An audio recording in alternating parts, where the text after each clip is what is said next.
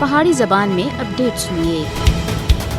بھارت دے زیر تسلط جموں کشمیر وچ بھارتی فوج دی درندگی، فرعونیت اور دہشت دی ایک طویل تاریخ ہے، جنہاں وچ سانے 100 پر جدوں 6 جنوری 1993 کو ناکردہ جرائم دی پاداش وچ 57 بندیاں کو ابدی نیند سلا دیتا گیا اور پورے 100 پر شہر کو آنے واحد وچ ساڑ کے سواگے دے ٹھیر وچ تبدیل کر دیتا۔ جدوں 5 جنوری 1990 کو سانے ہندواڑہ 17 بندیاں کو خاک و خون وچ غلطاں کر دیتا۔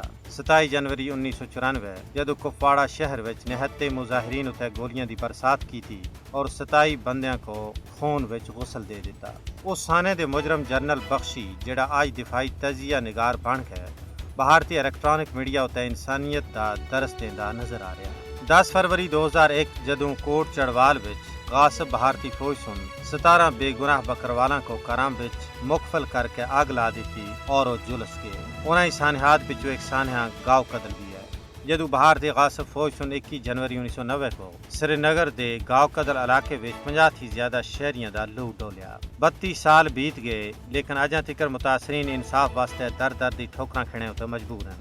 اگر 1990 تھی کہن کے آج تک دے اعداد و شمار دا جائزہ کدا جو ہے تے 95,950 تھی زیادہ کشمیریاں دے خون نال سرزمین کشمیر کو لالازار کیتا جا چکیا ہے۔ 32 سال گزرنا دے باوجود اس قتل عام دی یاد لوکاں دے دلاں وچ زندہ ہے۔ اس قتل عام دا مقصد کشمیریاں وچ خوف و ہراس پیدا کرنا ہے۔ کشمیریاں دے بڑے پیمانے ہوتے ہلاکتاں دا مقصد جموں کشمیر دی آبادی دے تناسب کو تبدیل کرنا ہے۔ گاؤ قدر سمیت دوئے قتل عام دے واقعات بھارتی فوج دے مجرمانہ چہرے دی یاد ڈال دیں۔ اتھے یہ سلسلہ ختم نہیں ہویا بلکہ RSS دی پروردہ BJP حکومت کشمیر وچ مزید قتل عام کرنا دا منصوبہ رکھ دی ہے۔ ضرورت اس امر دی ہے کہ عالمی برادری بھارتی قاتلاں کو لگام دینے وچ اپنا عملی کردار ادا کرے۔